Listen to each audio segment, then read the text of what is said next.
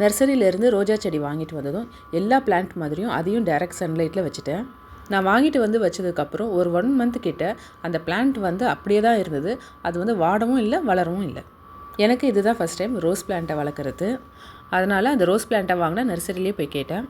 இந்த ரோஜா செடிக்கு வந்து ஒரு நாளைக்கு 6 மணி நேரம் சன்லைட் இருந்தால் போதும் அப்படின்னு சொன்னாங்க. அதனால் அந்த ரோஸ் பிளான்ட்டை எடுத்து என்னோடய கார்டன்லேயே ஒரு நிழலான இடத்த பார்த்து வச்சுட்டேன். 10 டேஸ் இல்லைனா 15 டேஸ்க்கு ஒன்ஸ் வந்து இந்த காஞ்ச டீ தூளும் முட்டையோடும் சேர்த்து 1 டீஸ்பூன் அளவுக்கு கொடுத்துட்டு வந்தேன். இந்த டீ தூளை வந்து ஒரு 2-3 டைம்ஸ் நல்லா வாஷ் பண்ணிவிட்டு ஒரு 2 நாள் நல்லா வெயிலில் காய வச்சுட்டு அதுக்கப்புறம் யூஸ் பண்ணுங்கள். இதுக்கப்புறம் நான் வழக்கம் போல் எல்லா செடிகளுக்கும் கொடுக்குற மாதிரி அரிசி பருப்பு கழுவுற தண்ணி, அதுக்கப்புறம் வந்து காய்கறிகள் அலசின தண்ணி, இது மாதிரி எல்லாத்தையும் அதுக்கு கொடுத்துட்டு வந்தேன். இந்த மாதிரி நிழலான இடத்துல வச்சுட்டு இந்த ஃபர்டிலைசர்லாம் கொடுத்துட்டு வந்ததுக்கப்புறம் இந்த செடியோடைய க்ரோத்தே வந்து ரொம்ப நல்லா இருந்தது. இப்போ இந்த செடியில் பார்த்தீங்கன்னா நிறைய பட்ஸ் வந்து இருக்குது, புதுசாக நிறைய தளிர்களும் வந்திருக்கு.